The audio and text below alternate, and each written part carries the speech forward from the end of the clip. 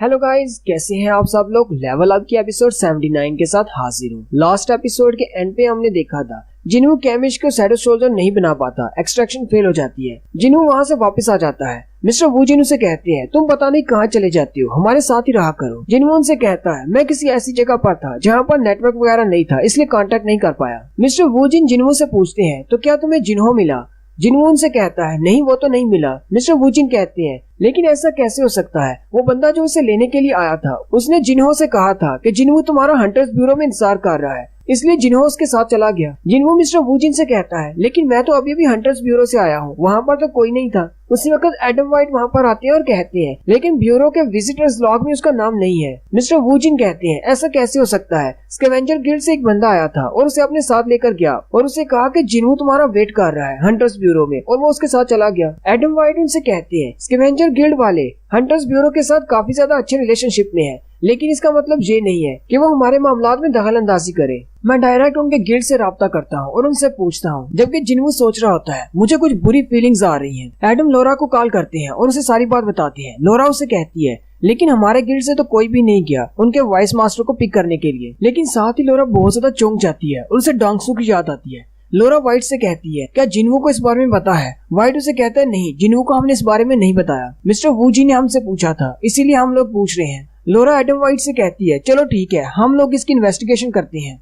Adam जिन्हों से कहता है स्कैवेंजर गिल्ड वालों ने कहा है कि वो इसकी इन्वेस्टिगेशन करेंगे और जल्दी ही हमसे दोबारा कांटेक्ट करेंगे, लेकिन जिन्हों वहाँ से जा चुका होता है। एडम वाइट से देखकर हैरान हो जाता है। जिन्हों जल्दी से एक बिल्डिंग के ऊपर चला जाता है और कहता है ये सारी मेरी गलती है, जब मैंने उसके पापा को बचाया था उसी वक्त मुझे एक शैडो जिन्हों के साथ भी लगा देना चाहिए था, कहीं जिन्हों के साथ भी जिना की तरह का हादसा ना हो। वो जल्दी से अपने शैडोज को बाहर निकालता है और उन सभी को पूरे सिटी में फैला देता है और कहता है जल्दी से जिन्हों को जाकर ढूंढो। नेक्स्ट सीन उस विला का होता है जहाँ पर थॉमस ने डांगसू को भेजा था रेस्ट करने के लिए। थॉमस अपने कुछ लोगों के साथ वहाँ पर पहुँचता है, लेकिन डांगसू वहाँ पर मौजूद सारे सिक्योरिटी गार्ड्स को मारकर वहाँ से चला गया होता है। ये देखकर थॉमस बहुत ज्यादा गुस्सा हो जाता है और कहता है उसने वाकई में ये हरकत कर दी, जल्दी से जाकर डांगसू को ढूंढो इससे पहले कि जिन्हों से ढूंढ ले। जिन्हों अभी भी उसी ऊंची बिल्डिंग पर खड़ा होता है और अपने सारे शैडोज के जरिए से सेंस शेयरिंग कर रहा होता है। उसके शैडोज पूरे सिटी में फैले होते हैं और जिन्हों को ढूंढ रहे होते हैं। जिन्हों कहता है क्या वो लोग इस सिटी से बाहर जा चुके हैं, लेकिन साथ ही वो कहता है जिन्हों एक कॉम्बैट टाइप का डी रैंक का हंटर है,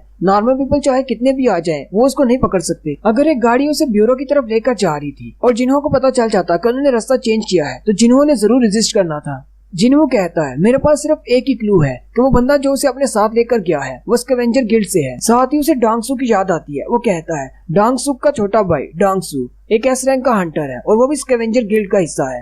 मुझे लगता है कि वो हमारा इंतजार कर रहा था कि कब हम यहाँ पर अमेरिका में आए, ताकि वो अपने ब्रदर की मौत के बारे में जान सके कि डंजन के अंदर क्या हुआ था, क्योंकि सिर्फ मैं और जिन्हों हम दोनों ही जानते हैं कि उसके भाई के साथ क्या हुआ था। जिन्हों कहता है मैंने उसके भाई के साथ जो कुछ भी किया वो बिल्कुल ठीक था, मुझे इसका कोई पछतावा नहीं, लेकिन मुझे अफसोस है कि मैंने जिन्हों के साथ अपना एक गार्ड क्यों नहीं रखा। अगर जिन्हों के साथ कुछ हो जाता है तो ये सारी मेरी गलती होगी। थॉमस वापस आकर अपने ऑफिस में बैठ जाता है और अपने हंटर से पूछता है क्या कोई न्यूज आई। वो उसे कहते हैं नहीं, कोई न्यूज नहीं। थॉमस कहता है डांगसू इतना भी ज्यादा बेवकूफ नहीं, वो एक एस रैंक का हंटर है, वो अच्छी तरह से दूसरों के पावर लेवल को सेंस कर सकता है और उसे पता है कि जिन्हों से बहुत ज्यादा पावरफुल है, क्या उसे मौत का जरा भी डर नहीं। यहाँ पर उसने ये प्लान बनाया है क्योंकि उसे पता है कि अगर जिन्हों के साथ फाइट करेगा तो मैं उसे बचाने के लिए जरूर जाऊंगा। साथ ही थॉमस लोरा को कॉल करता है और उससे पूछता है वहाँ पर क्या सिचुएशन है। लोरा उसे कहती है हम लोग उसकी जांच पड़ताल कर रहे हैं, पिछले 1 महीने से वो जहाँ पर भी आ जा रहा था उन सारी जगहों की, और मुझे पता चला है कि 3 ऐसी जगह हैं जहाँ पर वो गया था। हंटर एसोसिएशन वालों की हमें पूरी कोऑपरेशन हासिल है, वो भी हमारी मदद कर रहे हैं।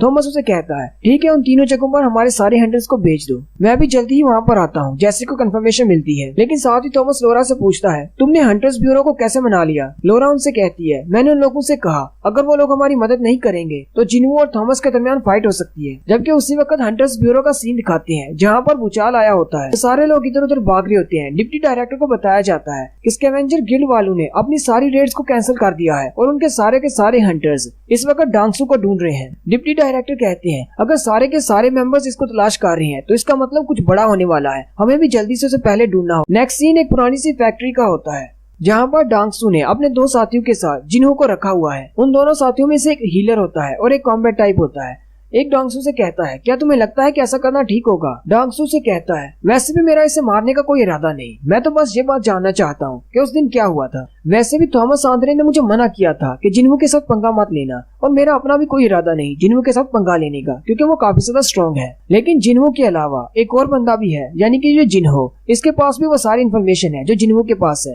डांगसू कहता है मैंने जिन्हो से कहा भी था कि अगर ये मुझे सारी इन्फॉर्मेशन दे देगा कि उस दिन डंजन के अंदर क्या हुआ था, तो मैं इसको जरा भी हाथ नहीं लगाऊंगा और इसे वापस छोड़ दूंगा। मुझे बस इससे सिर्फ एक ही बात सुननी है, ये बस मुझे एक बार कह दे कि मेरे भाई को जिन्हो ने मारा था। जैसे ये लड़का मुझे वो बात कह देगा कि जिन्हो ने मेरे भाई को मारा है, मैं इसको छोड़ दूंगा। डांगसू आगे बढ़ता है और उसे कहता है ओए उठो, लेकिन क्योंकि वो बेहोश होता है, डांगसू उसके पेट में मुक्का मारता है। जिन्हों जल्दी से खांसते हुए दर्द से चिल्लाते हुए उठ खड़ा होता है। हीलर डांगसू से कहता है ये तो काफी ज्यादा ड्यूरेबल है तुम्हारे पंचेस से, अब तक तो इसे मर जाना चाहिए था। डांगसू कहता है पता नहीं ये मुझे जवाब क्यों नहीं दे रहा, ये थोड़ा बहादुर बनने की कोशिश कर रहा है, बहादुरी अपनी जगह पर, लेकिन मौत इसके सामने खड़ी है, इसको जवाब दे देना चाहिए। डांगसू जिन्हों को सर से पकड़कर पीछे दीवार में दंसा देता है और कहता है मैं तुमसे फिर से कह रहा हूँ, मैं तुम्हें मारना नहीं चाहता। ये मेरे साथ चश्मे वाला लड़का देख रहे हो, ये एक हीलर है, जैसे ही तुम मरने लगोगे ये तुम्हें हील कर देगा, इसलिए तुम मर नहीं सकते जब तक मैं न चाहूँ। इसका मतलब ये है कि जब तक तुम मुझे मेरा जवाब नहीं देते जो मैं तुमसे सुनना चाहता हूँ, तब तक मैं तुम्हें टॉर्चर करता रहूंगा और दोबारा हील करूंगा और फिर टॉर्चर करूंगा।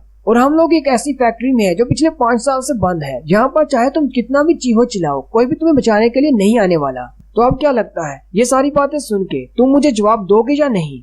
जिन्हों हल्का सा मुस्कुराता है और उसे गाली देता है। ये बात सुनकर डांगसू और भी ज्यादा गुस्सा हो जाता है और उसे पीछे दीवार में धंसा देता है। साथ वाला कॉम्बैट टाइप का हंटर उसे कहता है मास्टर डांगसू जरा एहतियात से, मैं किसी मर्डर में शामिल नहीं होना चाहता। डांगसू से कहता है मुझे पता है, मुझे भी किसी मर्डर में शामिल नहीं होना। साथ ही वो अपने हीलर से कहता है चलो इसे जल्दी से हील कर दो। उसी वक्त उनकी नजर पीछे पड़ती है, पीछे एक हाई रैंक का और खड़ा होता है जो कि एक शैडो सोल्जर है। डांगसू जल्दी से उठकर खड़ा हो जाता है और कहता है क्या आसपास कोई डंजन ब्रेक हुई है, ये मॉन्स्टर यहाँ पर क्या कर रहा है? डांगसू जैसे उसकी तरफ आगे बढ़ता है वो हाई रैंक का और कांपना शुरू हो जाता है। वो उसे कहते हैं ये तो तुम्हें देखकर डर रहा है। डांगसू जल्दी से आगे बढ़ता है और उसे पंच मारने लगता है। उसी वक्त जिन्हों कहता है एक्सचेंज, और आपको पता है कि जिन्हों जब एक्सचेंज कहता है उसके बाद क्या होता है।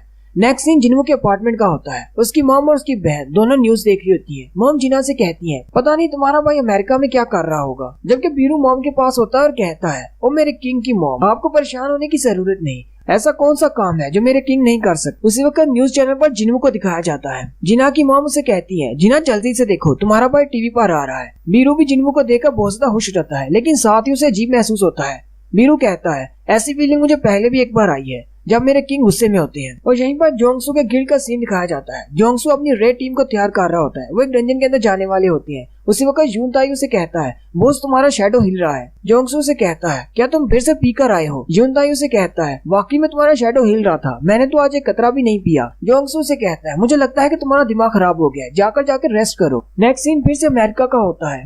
थॉमस अपने साथियों के साथ गाड़ी में जा रहा होता है। रास्ते में वो उनसे कहता है गाड़ी को रोक दो। ड्राइवर जल्दी से गाड़ी को रोक देता है। थॉमस कहता है फाइट स्टार्ट हो चुकी है। वो किक मारते हुए गाड़ी का दरवाजा तोड़ देता है और बाहर निकल आता है। फिर वहीं से जंप करते हुए सामने की तरफ भाग जाता है और अपने लोगों से कहता है मैं पहले फाइटिंग सीन पर जा रहा हूँ, तुम लोग जितनी जल्दी पहुँच सकते हो वहाँ पर पहुँचो। नेक्स्ट सीन जिन्हों और डांगसू का होता है। जिन्हों जल्दी से अपने शैडो के साथ एक्सचेंज हो जाता है और डांगसू जो कि पंच मारने के लिए आगे बढ़ रहा होता है, जिन्हों से जोरदार पंच मारता है और जिन्हों के एक ही पंच से डांगसू के मुंह से ब्लड निकलता है, जबकि जिन्हों हंस रहा होता है। डांगसू अंदर बिल्डिंग में दूर जाकर गिरता है। जिन्हों जल्दी से अपने पास से एक मैजिकल पोशन निकालता है और जिन्हों को पिला देता है, लेकिन विंडो ओपन होती है और कहा जाता है इसकी एचपी 10% से कम है, तुम इसे अपने मैजिकल पोशन से हील नहीं कर सकते। ये देखकर जिन्हों को और भी ज्यादा गुस्सा आ जाता है। वहीं पर डांगसू के 2 साथी खड़े होते हैं। जिन्हों उन दोनों में से कहता है तुम में से कोई हीलर है। जिन्हों गुस्से के साथ उनकी तरफ देखता है और कहता है जल्दी से जिन्हों को हील करो। चश्मे वाला हीलर उसे कहता है लेकिन हमें कोरियन नहीं आती। डांगसू उठकर वापस आ जाता है और कहता है संग जिन्हों तुम्हें कह रहा है कि इस लड़के को हील करो।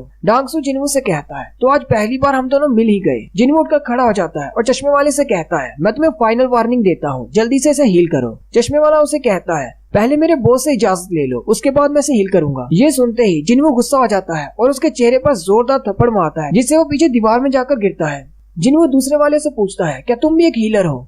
वो डांगसू से कहता है डांगसू तुमने तो कहा था कि यहाँ पर इतना खतरा नहीं है, इसलिए मैं यहाँ पर आ गया था। जिन्हों से कहता है मैंने तुमसे पूछा क्या तुम इसे हील कर सकते हो या नहीं? वो कहता है नहीं, मैं कॉम्बैट टाइप का हूँ। और साथ ही जिन्हों उससे भी जबरदस्त पंच मारता है, जिससे वो भी पीछे जाकर दीवार में गिरता है। डांगसू आगे बढ़ता है और उसे कहता है मुझे पहले से पता था कि तुमने मेरे भाई डांगसू को मारा है। उसी वक्त जिन्हों बोलता है और जिन्हों से कहता है ये डांगसू का भाई है, प्लीज बी केयरफुल। जिन्हों से कहता है तुम इस कंडीशन में मत बोलो, आराम करो। डांगसू आकर जिन्हों के सामने खड़ा हो जाता है और उसे कहता है, मुझे जवाब दो, क्या तुमने मेरे भाई को मारा था? जिन्हों डांगसू से कहता है, तुम उससे खुद ही जाकर पूछ लेना, मैं तुम्हें उसी के पास भेज रहा हूँ। नेक्स्ट एपिसोड में हम लोग देखेंगे जिन्हों डांगसू को मार डालेगा और जिन्हों और थॉमस आंद्रे के दरमियान फाइट होगी, जो कि नेशनल लेवल के हंटर्स हैं। यही बार हमारी एपिसोड 79 का एंड होता है। एक्सप्लेनेशन अच्छी लगी हो तो कमेंट करके जरूर बताएं। चैनल को सब्सक्राइब कर दें, वीडियो को लाइक और शेयर कर दें। शुक्रिया।